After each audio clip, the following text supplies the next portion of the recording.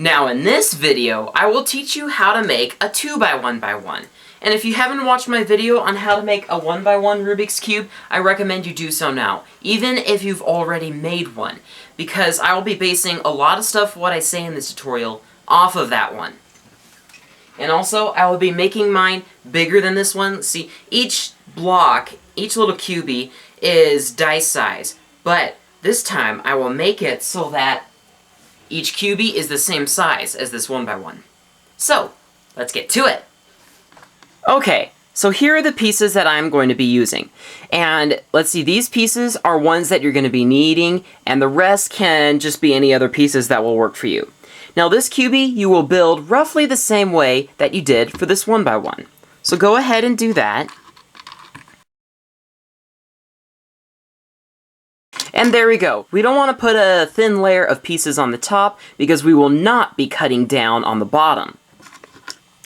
Okay, now take this piece, put super glue on it, and stick it right in the center. Just like that. Okay, now that's all you need to do for that cubie. Now for the other one. And just stack up the pieces. For the first part of it, it's the same way as this one. Okay, and this time put the thin layers right here. Just like this. And now we are going to do things a little bit differently. Now before we go any further, you're going to want to take this piece and cut the stud off of it.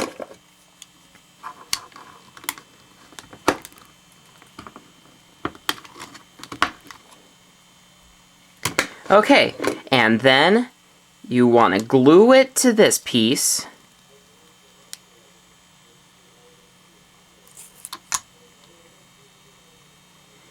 And glue it right on there, make sure it's straight. Put some glue on here.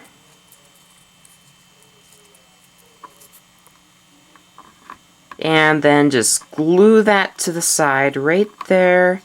And then the same for these pieces. This piece. And that piece. So it should look like this. And ignore this hole. The stickers hopefully will cover that up. I'm sure they will though. And now, go ahead and cut off the studs off of this, and the bottom sections, and cut the studs off of this one too.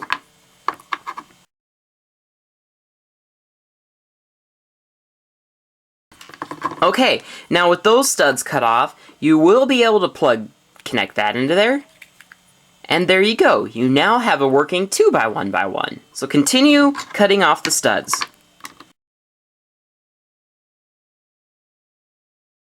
Now actually, come to think of it, I want to sand down these pieces, so I'm just going to pop that out really nicely.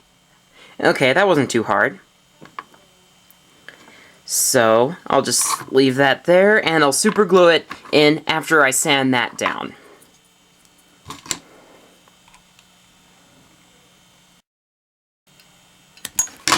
Oh! Blood?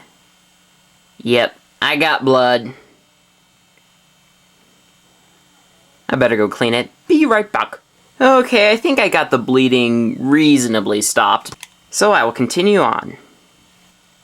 Oh, man. Oh, I hope no one's squeamish. I'm gonna go get a Band-Aid. Okay.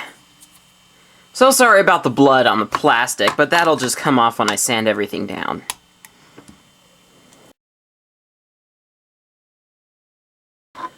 Okay, now for the sanding.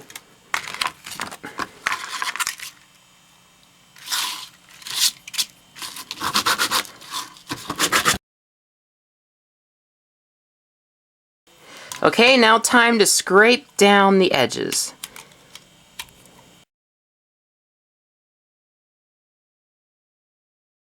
Okay, so I finished sanding down the two pieces, and I glued this thing back in, so all I have to do now is paint it black and put the stickers on. I will get back to you then.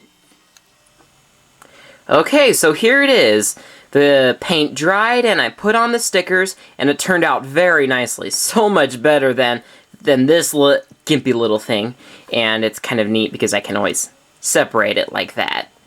So, pretty loose, could be stiffer. I might paint some nail polish on the little peg there to stiffen it up a little, because, you know, it shouldn't spin like that. But anyway, it turned out really nice. Now, I will not be making a tutorial on how to make a 2x2x1 because it's just too complicated to make all of the moving parts out of Legos and such. And just like I said in the 1x1 tutorial, you can get some mini 2x2s from like a website from like Cube for You. Then you can glue these two corners together, these two, and these two. And then you can extend them with something like Legos, and then you'll have a 2x2x1. So, this concludes the tutorial. Have you ever wondered what would happen if you clicked on that little yellow button to the right of my videos? Let's find out.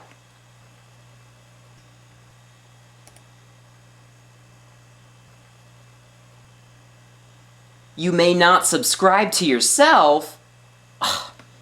Well, it doesn't look like I have that privilege, so it's up to you. Have a click on it. Why not?